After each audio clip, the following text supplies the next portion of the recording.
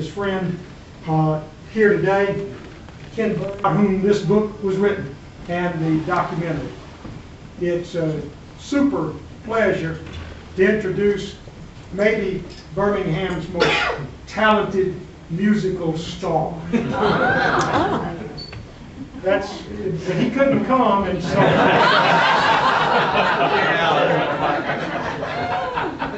if there's anyone who doesn't know, our musical star has written and performed music for many of Ken Burns' documentaries. I think 10, counting the one he's working on that is about to show. Don't miss it. It's coming in 2009 on National Parks. And this guy's writing some music and playing some music. He was discovered in writing the music for the Civil War, but I don't want to steal his thunder. He wasn't at the Civil War. He was too young at the time. Creator of Three on a String, Bobby Horton.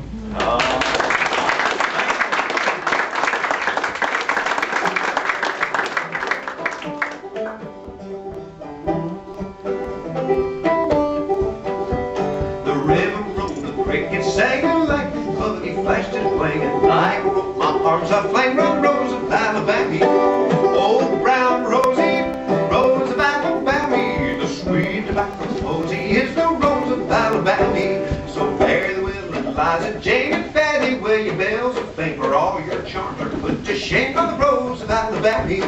Oh, brown Rosie, rose of Alabama. The sweet tobacco posy is the rose of Alabama.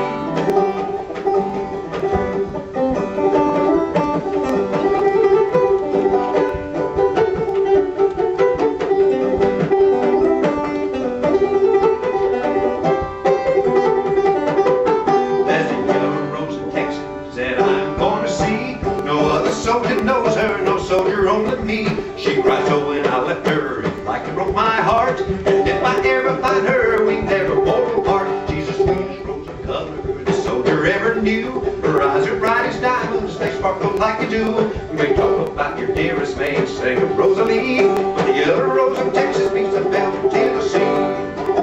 Now the yellow rose of Texas was a real person. Yes, her name was Emily Morgan. Emily Morgan lived out in Texas. She was a woman of mixed heritage and was apparently a very, very beautiful woman. Reportedly the most beautiful woman in Texas. We don't know if she was that beautiful, or we don't know how many women were out there, but we don't know. But do you remember Santa Anna? All right, so for those of you who are struggling, Santa Anna is the fellow that brought his Mexican army northward and wiped out Fess Parker and Jed Clampett. Remember that? But anyway, on the way up, he met Miss Morgan, and she quickly became his favorite, let's say, girlfriend. And rumor has it that when Sam Houston made his attack at San Jacinto, which proved to be the last battle in the war for Texas independence, at the moment of the attack, Emily Morgan was in the tent with Santa Anna discussing military strategy. Sam Houston won the battle, Texas won their independence, and Emily Morgan won a legendary title of the Yellow Rose of Texas. Now this verse I'd like to do for you is written by a fellow from Texas, stationed in Virginia in 1862, and he wrote this right here.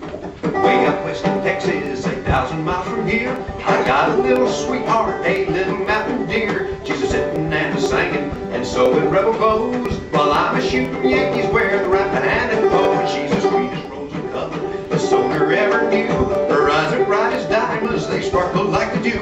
You may talk about your dearest maid, sing of Rosalie, the yellow rose of Texas beats the bell of Tennessee.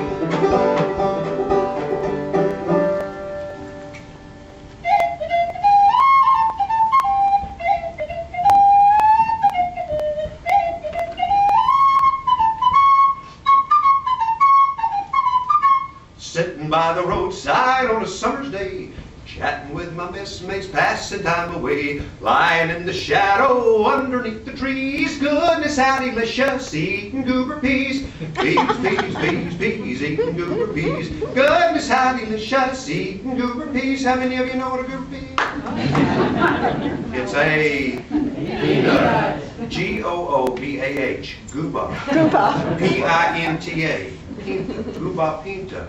In the Gullah language, which is a language spoken by the black folks that live around Charleston and the low countries of South Carolina, in their language, Gooba Pinta means peanut. And they would come to town in Charleston and they would talk about Gooba Pintas, but all the Charlestonians heard was Gooba Pea. That's where it came from. That's not interesting, but it is true.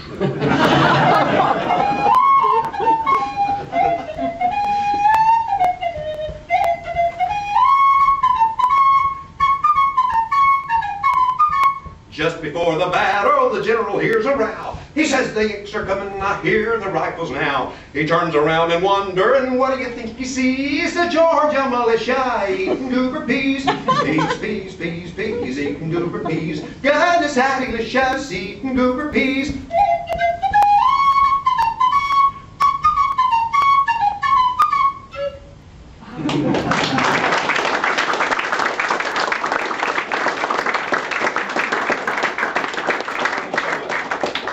I'm so honored to be here. Jake, thank you, Jake, for allowing me to be part of this.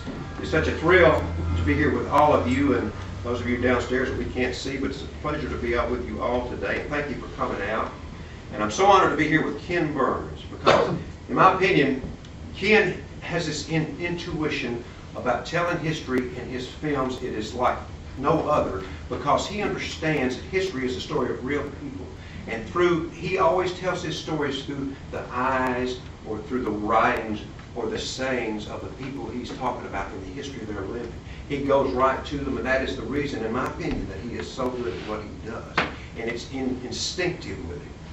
And I contend that there is another way you can do sort of the same thing, and that's to get to the people, because that's when history comes to life, is when you go to real people who lived through tough times and see how they handled it. And you go to them. Ken does it through film, and you can do this through music. And I discovered this quite accidentally, but it's really, really true. So what I'd like to do is share with you some songs from the Civil War period, because that is when the music industry really got its start. That is when the music business got to booming. And it let me know, now we're talking pre-20th century here, was when music was the only outlet people had. I mean, that was it. By and large, music was it. They used music to express everything they're going through, their feelings. They told history with it. They did every part of their life was covered in music. Now, by the way, in 2007, if you're a songwriter, you write a tune in hopes that a recording artist will record your tune. And that's how you make money. Well, of course, in the 19th century, you don't have recording artists because you don't have recordings. But they sold plenty of music, and people made a lot of money writing tunes. And how did they make that money? Well, they'd write their tune and put it on sheet music format and sell it. Now, there was actually in the 1860s, now we're talking 1862, 1863, there was a man named Henry Clay Work who wrote a song who I promise you know the melody. And it was the first million seller. It sold 1 million copies of sheet music. And it's a wonderful story. He was from an abolitionist family in New England. He wrote a song using the stereotypical plantation owner like in Uncle Tom's Cabin. And he wrote this tune where the black folks turn it on him, and it's called Kingdom Coming. And I'll give you a shot of it. And you will, like I say, know this tune because it's been in many cartoons.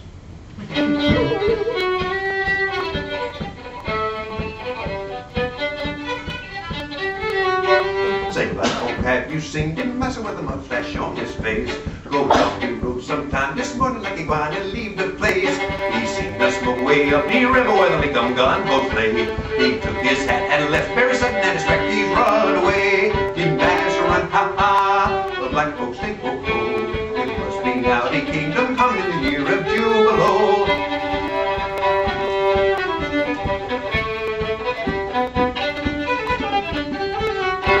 He's 6 foot 1 weight, 2 foot the other, and he weighed 300 pounds. His coat so big he couldn't pay the tailor, and it won't go halfway round. He drinks so much they call him Getting Man, he gets so dreadful tan. I expect he'll try and fool them Yankees for to think he's contraband. The man's run, ha ha, black folks think, oh oh. be now a kingdom coming, the year of Jubilo.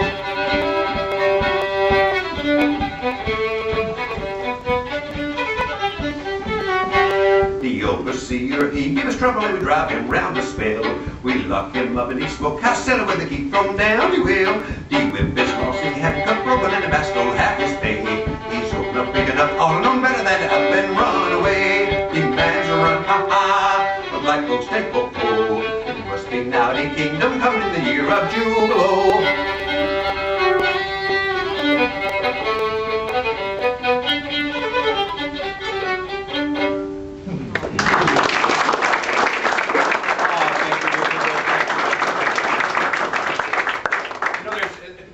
Music, it's kind of a Western, in Western civilization, it's a trend that was started with the Iliad and the Odyssey.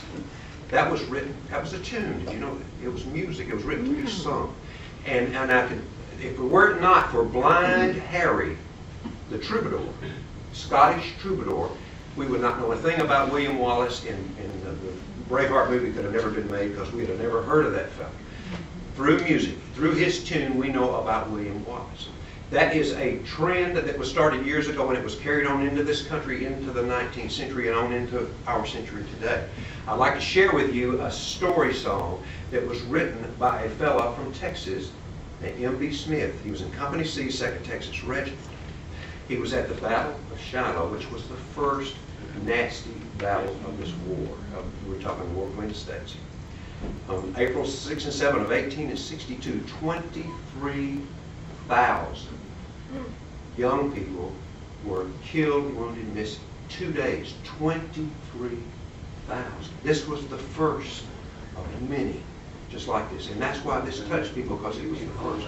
They knew this war was spinning out of control. When the Confederate Army fell back after the unsuccessful attempt to push Grant into the Tennessee River, they fell back to Corinth, Mississippi. He wrote this tune when he got back. This is a common soldier who is relating the horror that he just lived through.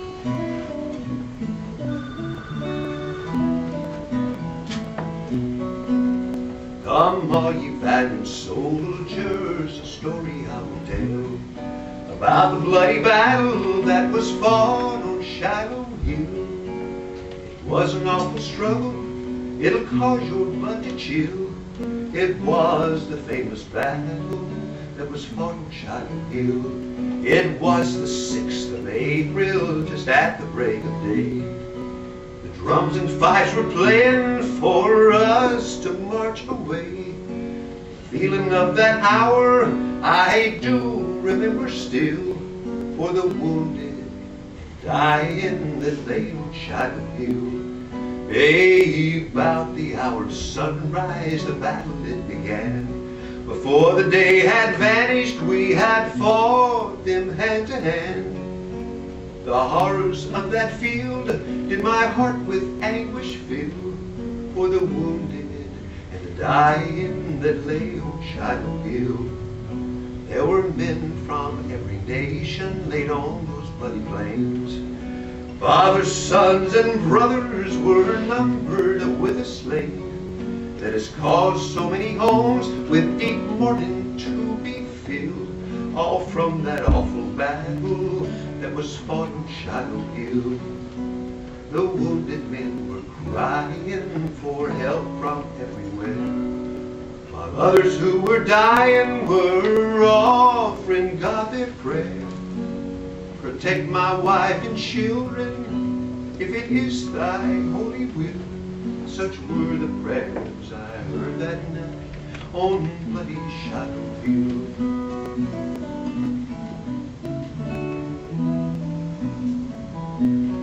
And early the next morning we were called to arms again, unmindful of the wounded and unmindful of the slain. Struggle was renewed and 10,000 men were killed. This was the second conflict of the famous Shiloh Hill. The battle it raged on, though dead and dying men lay thick all over the ground, o'er the hill and on the glen. And from their deadly wounds the blood ran like a rill.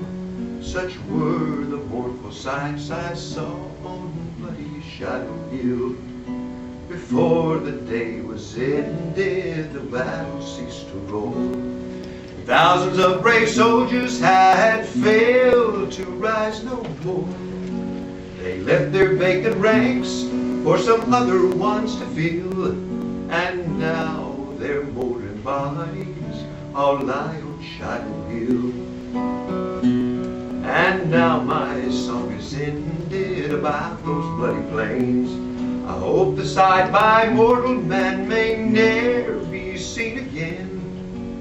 But I pray to God my Savior, if consistent with thy will, to save the souls of all who fell on bloody Shiloh Hill.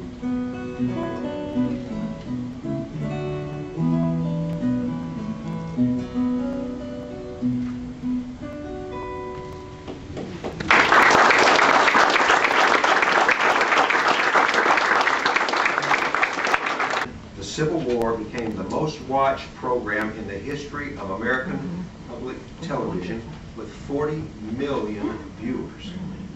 It held this lofty position until 1994, when it was surpassed by another film, which happened to be a Ken Burns film entitled The History of Baseball. 45 million, so that was the first time around. In his 30-plus years of filmmaking, Ken has won many awards. I mean, many awards, including 6 Emmys, 2 Grammys, numerous Peabody Awards, and on and on and on. And I had the privilege of seeing his latest film. He's here to talk about World War II, called The War. And let me tell you, it is so wonderful. His trophy case, I guarantee, will be more filled after this thing runs, and there's no doubt about that. Ken is a brilliant man. He is an incredible documentary filmmaker. He is the filmmaker of our era, in my humble but accurate opinion. And the thing about Ken is, so he through his wonderful film celebrates American heritage and history like nobody else. I mean, he is the man. And you know, on top of this, I can say with surety, he is a very, very nice person. I'm proud to know him, and I'm more proud and honored to be able to tell you folks, Ken Burns is here with us today.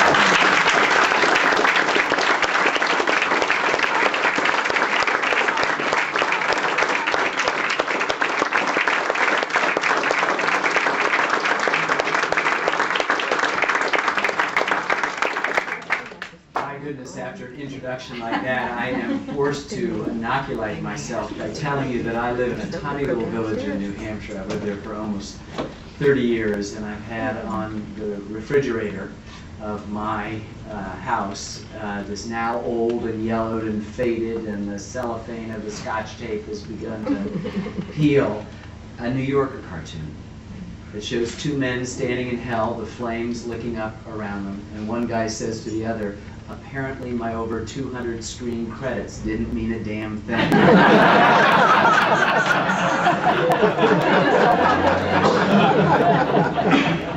Thank you nonetheless for that wholesome introduction, but they didn't mean a damn thing. We were in the last months of editing the Civil War series, in fact very close to what we call in the business locking the picture, which means you promise to yourself and your colleagues you're not going to tweak it anymore. It's done.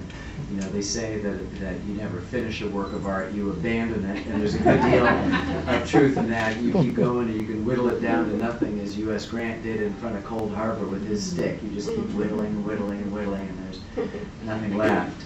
And I got a call from a man named Richard Snow, who was the editor of American Heritage magazine.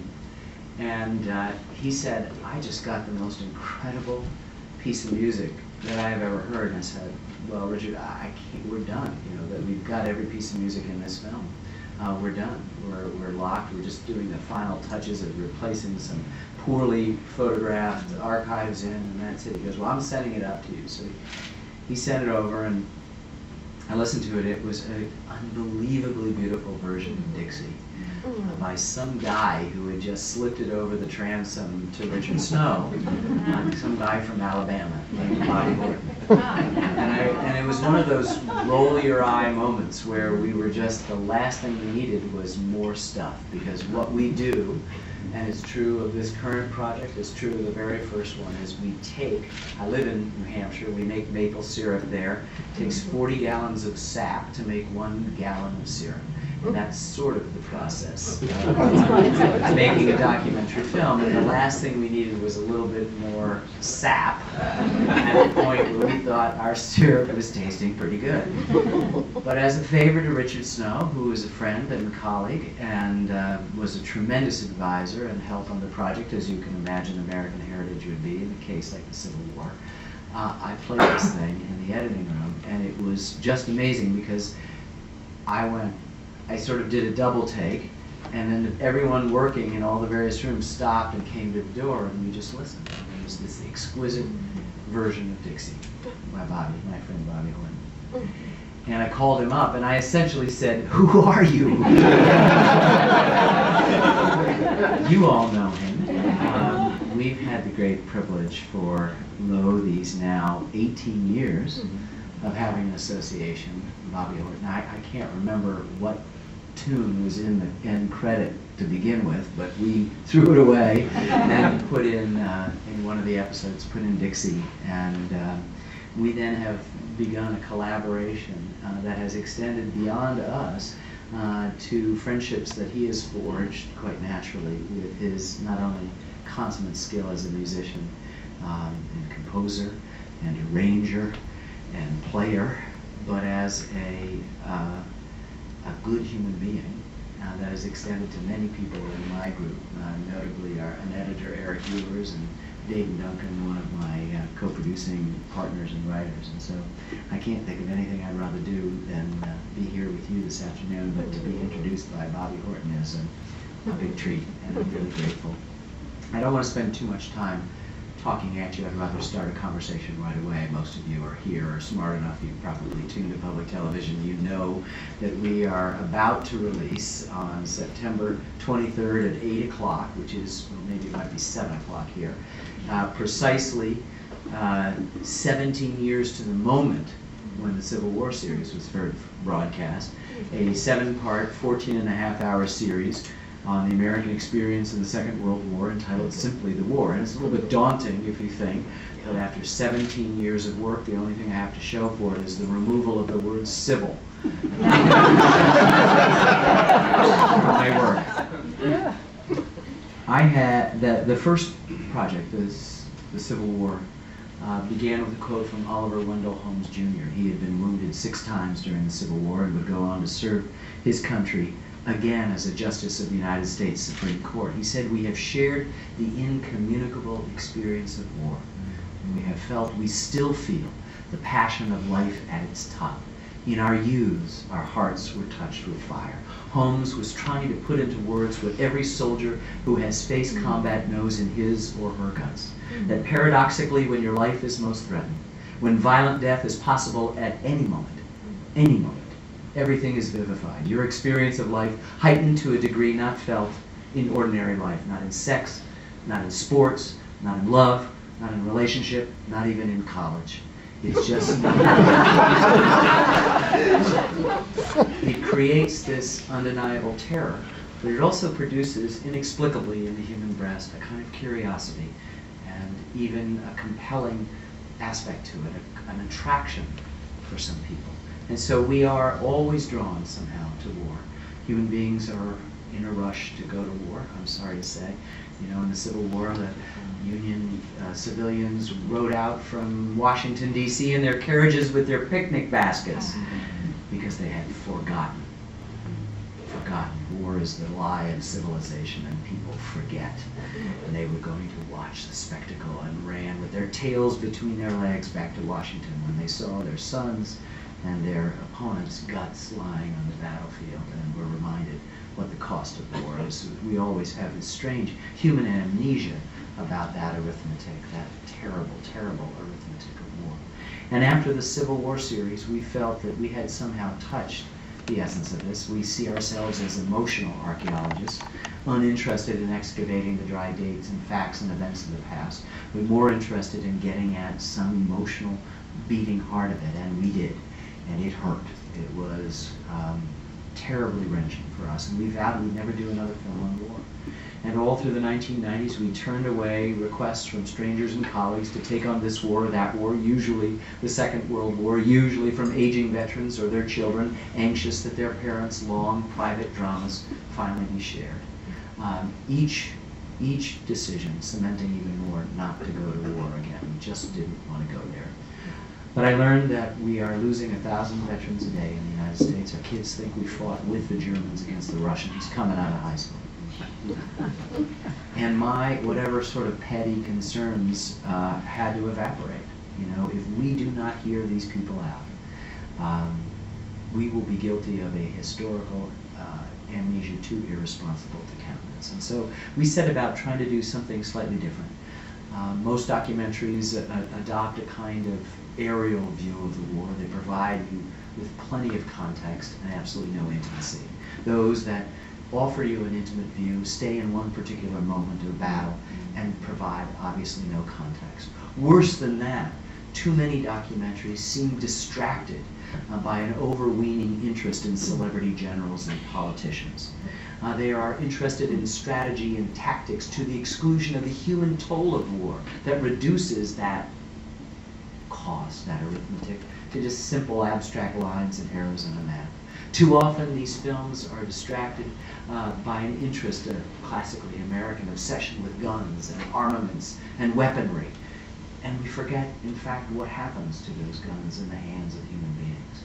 We also, as we are all, drawn to the evil of the enemy, and particularly the unambiguous evil of the enemy we faced here, particularly the Nazis. You know, publishers know that if you put a swastika on a book, it's going to sell that much more. We are drawn to that. But in my observation, sometimes that interest and curiosity metastasizes into an outright admiration for the Nazis' early military successes, their superior industrial strength, their often better weapons. And I was not interested in that. I felt that the Second World War has now become so calcified, covered with barnacles, draped in bloodless gallant myth, that we call it the good war, when it is in fact the worst war ever, responsible for the deaths of nearly 60 million people. How can we possibly call it the good war? And so we sought to tell a film that would get at just so-called ordinary people and their experiences in the war. We decided to focus on the experiences of people from, most of whom come from 4 geographically distributed towns: Waterbury, Connecticut, Sacramento, California, Laverne, Minnesota, and Mobile, Alabama. We would go to these towns, we would live there, we would get to know the people, where they lived, where they ate, the movie palaces that they got the bad news from. We'd stay and watch the people who waited behind and worked and worried and grieved in the face of the struggle. But most of all, we would follow their young men off to hell. Not that good war, but of course the worst war. And that we thought that by clearing out the dead wood of those distractions, we could get at, by bearing witness to the testimony of people, this unusually reticent generation, we could get at the testimony of what actually took place. And so over the course of the last 6.5 years, we have gotten to know and hope to introduce to you in just a few weeks about 50 individuals, 40 of whom are alive. The other 10, without giving it away, let's just say didn't survive to the present. Some died in the war, some died happily of old age in recent years, and they're brought to life in our series by first-person voices that read their letters, their newspaper columns, their memoirs. Tom Hanks, Samuel L. Jackson, Joshua Lucas, Bobby Cannavale, Adam Arkin, Eli Wallach are the people who make those 10 come alive. But the beating heart of the film are these 40 individuals, would you not agree, that you come to know, I hope, like family members, people you might have had Thanksgiving with, and that was our intention. That we would take people that were recognizable to us and remind us that the great promise of our country, often delayed, deferred, and denied, and what I hope sort of flows out of every frame of this film, is that in the end, in extraordinary times, there are no ordinary lives. And by seeing the war, we can get at an essence of what war is like. And we have had the great good fortune over the last year since we finished the film to travel around the country and share it. And the veterans, almost to a person, have shown it to have said, I've waited all my life for someone to show what it was really like, and we have been moved. We often, in the course of the investigations for this book and film, we'd sit there, and as we were changing roles, the son would say, Pop, you never told us that before. The Battle of the Bulge had been a familiar family anecdote. We took over a French farmhouse and had a wine cellar. We all got drunk. Ha, ha, ha. And all of a sudden, he's telling a different story about what happened in the Battle of the Bulge, the coldest winter on record. Wounded American boys dying and freezing to death and being lifted onto flatbed trucks like cordwood. And we have the luxury, if that's the right word, of spending 5 years not only in these towns, but in the archives around the world, Tokyo and Berlin and Moscow and London and our glorious national archives, and literally hundreds and hundreds of other places, and found that footage of those men throwing American bodies, stiff as cordwood, into the back of that flatbed truck, and brought a kind of reality to the war. I had an experience. We meet a fighter pilot who happens to be from Laverne, Minnesota. We were just there last night for the world premiere of our film. Tomorrow night we'll be in Mobile, Alabama, about as far away as you can imagine from Los Angeles, California, to have another premiere. And this fighter pilot, I was telling the audience there that we'd had a screening just before we finished with about 40 people, about as this many people, none of them experts in film, none of them experts in the Second World War, every generation, from teenagers to folks in their 80s, male and female, every station. And it's a particularly grueling film, particularly if you watch it, as we did, over just a couple of days. And after a difficult episode in which Quentin Anson explains that he had written a letter to his wife, despairing, and he reads the letter on camera. It's very moving and very sad. I met this woman, middle-aged, out at the drinking fountain. She looked exhausted, and I said, tough. The episode, by the way, is called Foobar, so you can guess its content.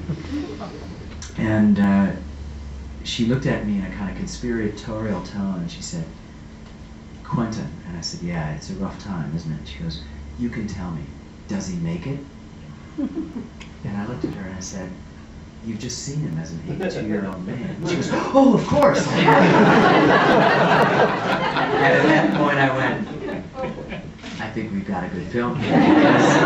Because someone once told me when I started out in this business that good history is making people stick around and pay attention and watch or continue to read, thinking that events might not turn out the way you know they did. You might go to Ford's Theater and this time the presidential box will be locked or the gun doesn't fire, or that day Pickett gets up to the top and keeps going. Whatever it is, whatever your wish is, that it might not turn out the way you know that it did. And I always thought that that was the essence of good history. I've gone on again much longer than I thought I would, so I'd be happy to answer whatever questions you might have and enlarge and engage this conversation. Don't be shy. Excuse me. Yes. You touched on something when you said about enthusiasm for the beginning of the Civil War. I guess I want to say I have a personal memory of walking out of the Alabama Theater on a Sunday afternoon after seeing a matinee with some other 11 and 12-year-olds and being told that the Japanese had attacked Pearl Harbor. And I don't know whether it was just an Alabama thing or Birmingham thing. I can't tell you how excited and happy we were. It's a universal Is that thing. a universal thing? Yes, sir, it is, and it is a sad commentary We on had the no human idea race, and what yet was it's gonna part happen. of our mysterious inscrutability. Yes, sir. When Saddam Hussein invaded Kuwait in early August of 1990, a month and a half later, our film on the Civil War was broadcast. By the time it was broadcast, something like 85 to 95% of the country was so excited to go to war. We were going to build up our forces for the later attack that took place in January, and everybody was excited. We had righteousness on our side. We had an international coalition. Everybody was for this. This was a great thing. And after the Civil War was broadcast, that enthusiasm diminished by 25%. Now, I don't want to make any sort of comment, and I am not making a comment politically or otherwise on the morality of that first Gulf War. But I thought that was the best review we had. Just in sepia-toned images of Americans killing other Americans, that people would suddenly check that very natural enthusiasm. I had it. Everybody else has it at some point in their lives. And we've talked to, and you'll hear in our series, many kids and other folks waking up on that Sunday to hear about Pearl Harbor at some point, and I'm going to go down there, and I'm going to go kill Japs, and this is what I'm going to do, and the most exciting thing was very interesting to know. Tokyo by Christmas. Tokyo by Christmas, and of course it never happens. Remember, it's going to be a 90-day war, a 60-day war, 30-day war of the Civil War, all these predictions. Didn't turn out that way. Yes, sir? Talk a little bit about how you chose the 4 cities from which you drew your participants. You know, we wanted to, the poet William Blake said you could find the universe, or the world, I think was his actual phrase, the world in a grain of sand. And, our religious teachings say as above, so below. So this is a sort of an extrapolation from as below, so above, that we could find 4 geographically representative towns. But we wanted to pick them free of any preconception. If I said, quick, name a city in the Northeast, I don't think you'd name Waterbury, Connecticut. And I think if of all the places in the South, you probably wouldn't say Mobile. That's the closest one. You certainly on the West wouldn't say Sacramento.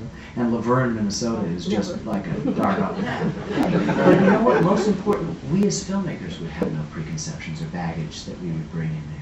We wouldn't be burdened by having to do the kind of obligatory things that the familiar would force us into doing. And so we experimented with Waterbury. We passed by it all the time. Knew it was called Brass City as early as the 19th century. They made lipstick holders and cocktail shakers and alarm clocks, and immediately turned over the war effort almost overnight, and began producing everything. It was said that there wasn't a British soldier that wasn't riding, shooting, or wearing something that was made in Waterbury. And in San Francisco a few months ago, a little boy came up to me, about 12 years old, and he had cut off the buttons on his grandfather's uniform, just passed away, and gave me one of them, made in Waterbury.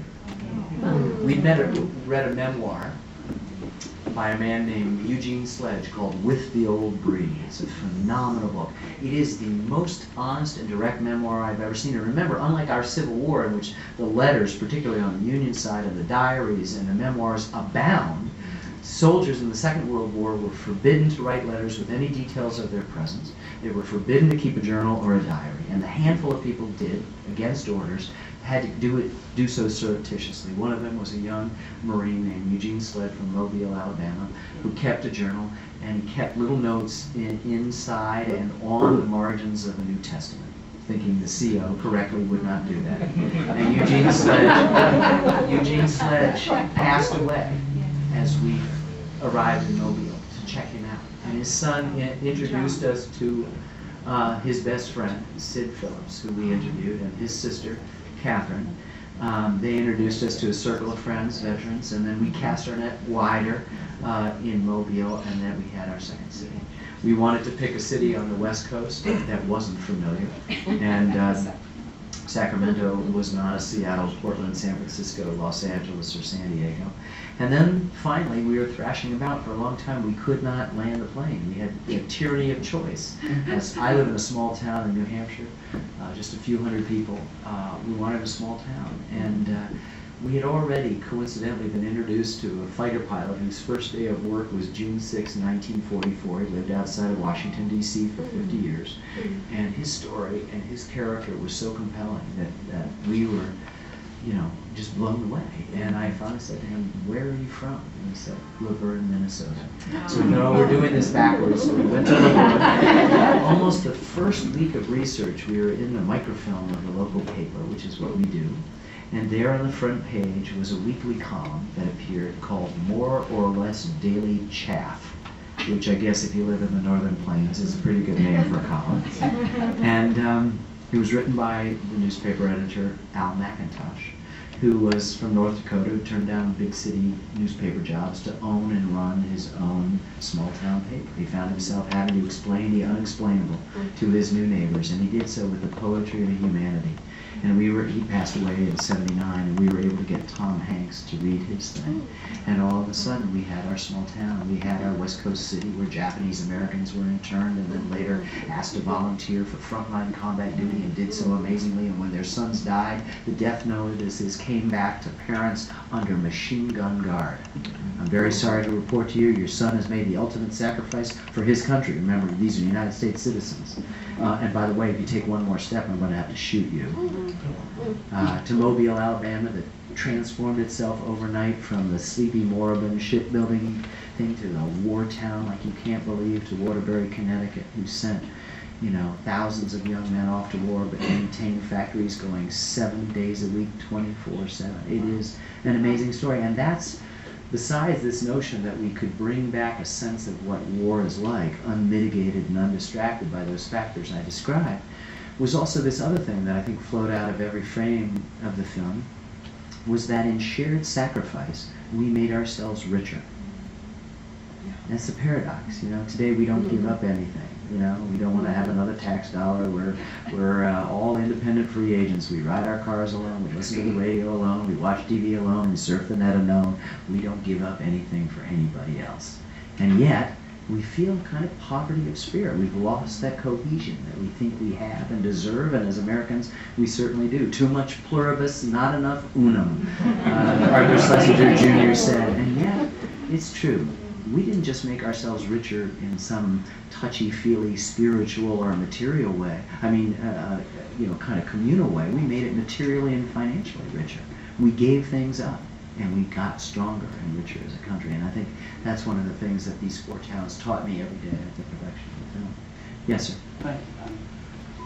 I was sitting here and reminded that I know a woman veteran of World War II who served in the South Pacific. Does your film cover any of those people? We have a lot of women in our film. They dominate. In fact, Sid Phillips' sister Catherine is arguably, along with Al McIntosh, the kind of Greek chorus of the film. They're there in every episode, anchoring a home front. And by the way, I think this is the first documentary that tells the story of the European and the Pacific theaters simultaneously, and also it triangulates that with a home front. I mean, it seems so obvious. That's the way it took place, with Americans worrying about people everywhere and events happening. So when our guys land at D-Day, we then jump home for the reaction, but then jump to the beginning of the Battle of Saipan. So yes, we have nurses, we have other people at home, factory workers. We didn't predict. No one in our towns came up and said, "I served in this way." I'm sure there are people in Mobile and Waterbury and Sacramento, but in the course of our 5 years at Laverne, nobody came up and said, "That's it." But you see them in the images, and they populate the film. Yes, sir. First, thank you for being here, and thank you for the rich body of your work. What are you proudest of that you've done professionally, and how do you want historians to remember Ken Burns? Well, I don't care what historians remember me as, but thank you. I'm a father of 3 daughters, and being a good parent, I think I'm a good parent. If somebody asks me which is your favorite kid, you don't answer that question. I've had the good fortune of working in public television, so I've been able to put the very best of who I am into every film. I hope I'm getting better so that a later film is better than an earlier film, I think, but no less loved for the attention that I've been able to give it. One of the things that Bobby will tell you we found in this film was a beautiful anthem that was written by a guy about 10 or 15 years ago, a paean to his parents, called American Anthem. And I had heard it, and the melody is sweet, and we use it throughout the film. But I'd also been drawn to the lyrics, as good a lyrics for an anthem as I'd ever heard, and nobody's ever heard it. We finally got it recorded by Nora Jones. But its chorus would be, I would hope, the best obituary or comment on my life. Let them say of me, I was one who believed in sharing the blessings I've received. Let me know in my heart when my days are through, America, America, I did my best for you. And the historians began. I was a classmate of Gene Slade. At the Marion Military Institute? No, at Murphy High School. Okay. Sid's father was my high school principal. Yes, sir, he was. And it's a wonderful, you know, what happens when you get into a town and you get to understand it. You see the interconnections of people. We met a guy from Mobile named Tom Galloway who got captured in the Battle of the Bulge, and he was sent to Hammelburg prison, and he discovers that there's another guy from Mobile there named Herndon Inge, who he had never met. They knew mutual friends, and now they're the best of buddies. They're inseparable. Now, we also have an African-American gentleman that we discovered in our research who served as a Marine, of course, had to go into the segregated things, segregated barracks, segregated bowling alleys, segregated Bibles. I mean, what a waste. We wring our hands at government inefficiency now. Segregated platoons. Everything, and of course regiments. And he's trained as an artillery gunner. He said he got to be so good he could shoot the sting off a bee, and they wouldn't put him into the fight. He was asked to carry the KP supplies. This is a Marine, you know. But he got back from the war and did menial labor and got stopped by the railroad dicks and beat up a lot. And finally, he got a job in the school system from accidentally, never met him in his life, from Sid's father, and went on to become a beloved community leader and teacher and principal himself in Mobile. And so you begin to see the kind of interconnection of us all. And you know, it goes back to this shared sacrifice. Part of this issue that we have today is that we spend a lot of time in our media culture describing how we're all different, right? Everything is either red state or blue state, black or white, north or south, east or west, male or female, good or bad, in or out. And we forget to select for the things that we share in common. That's the pluribus and not the unum again. And I think that one of the sort of enduring things that radiate out of the study of the Second World War is that Americans were just as disagreeable, just as different, just as opinionated, but we had our oars in the water pulling in the same direction, and that's a unity we can only hope to achieve someday. But it's going to take people getting down off a lot of high horses that we're on. A high horse, you know, promoted by a media culture that is interested in those battles and not the resolution of them. You turn on cable TV and there's some guy, and he's 2 degrees off me, but he's a traitor, you know, and should be go off to wherever, you know. We've got a different environment. Yes? You have said that you're going to dedicate the next 15 years of filmmaking to public television. What other topics are you looking to do? Yeah, well, I just signed up till 2022. What are you doing? It was just a renewal of the vows. I got the greatest job. I'm leaving the dance with them that brung me, you know.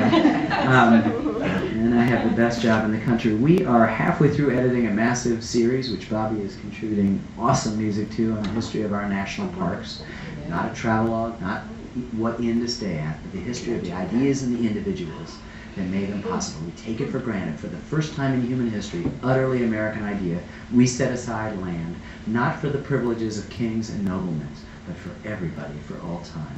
And the tensions to create those, the idea of what is local control or state control or federal things, what's good for posterity, what is wilderness, how do you leave something unimpaired and yet provide enjoyment for everybody, how each specific beautiful place had some obsessive champion who had to battle extractive interests to keep it from being mined or timbered or whatever it was. And of course, this is a story set against the backdrop of some of the most beautiful places on our blessed planet. So it's a great thing. We're working, hope to do an update on the history of baseball, hope also to do a history of prohibition, and we're setting in motion If I had 1,000 years to live, I wouldn't run out of topics. Thank you all. I think we've run out of time. Is that right, Jake? I can see the Grim Reaper.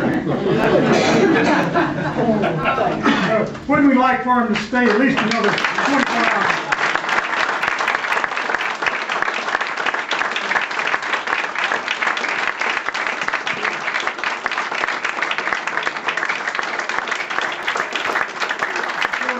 An incredibly tight schedule. We're just thrilled to have genius, the best in the world at what he does, here with us today. And Ken, it's nice to have you too.